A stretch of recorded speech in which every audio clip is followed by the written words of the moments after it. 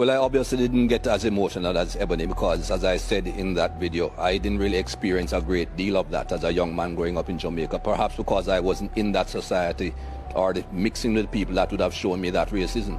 But what I want to expand on, though, Ward, is what I said about education. Education is important unless we just want to continue living the life that we are living and continue just having demonstrations every now and again and a few people saying a few things. And when I say education, I mean going back in history. What people need to understand is that this thing stems from a long time ago, hundreds of years ago. The dehumanization of the black race is where it started. And people will tell you, oh, that's a long time ago, get over it. No, you don't get over things like that. And the society has not gotten over something like that. I'll skip all the gap between those long years ago and make one point and then go backward. That lady in the Central Park in New York, Amy Cooper, I think is her name.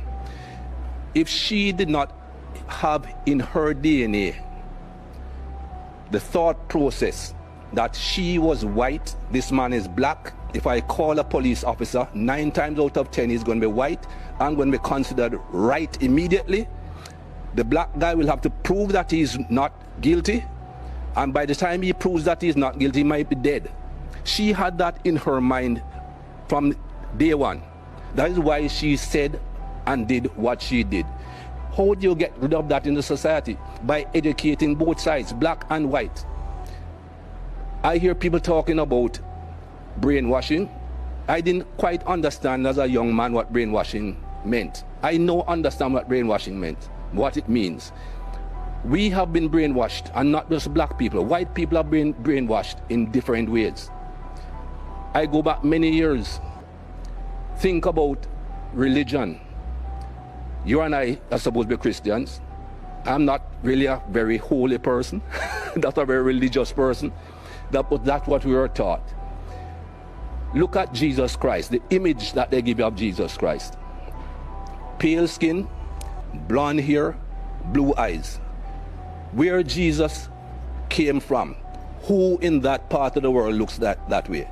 But again, that's the brainwashing to show you this is what perfection is. This is what the image of perfection is. If you look at any plays of those days, Judas, who betrayed Jesus, he's a black man. Again, brainwashing people into think, oh, he's a black man, he's the bad man. Go through history, Wardy. These lights that are shining on us. You can tell me who invented the light bulb, right? Thomas Edison, right? Everybody knows Thomas Edison invented the light bulb. Thomas Edison invented a light bulb with a paper filament. It burnt out in no time at all. Can you tell me who invented the filament that makes these lights shine throughout?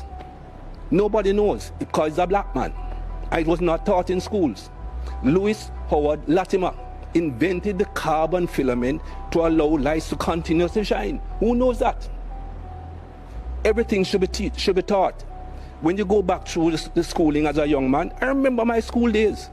I was never taught anything good about black people. And you cannot have a society that is brought up like that, both white and black, that only teach what's convenient to the teacher. History is written by the conqueror, not by those that are conquered. History is written by the people who do the harm, not by the people who get harmed. And we need to go back and teach both sides of history. And until we do that and educate the entire human race, this thing will not stop.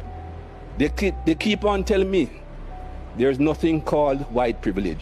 Give me a break. I don't see any white people going into a store on Oxford Street and being followed.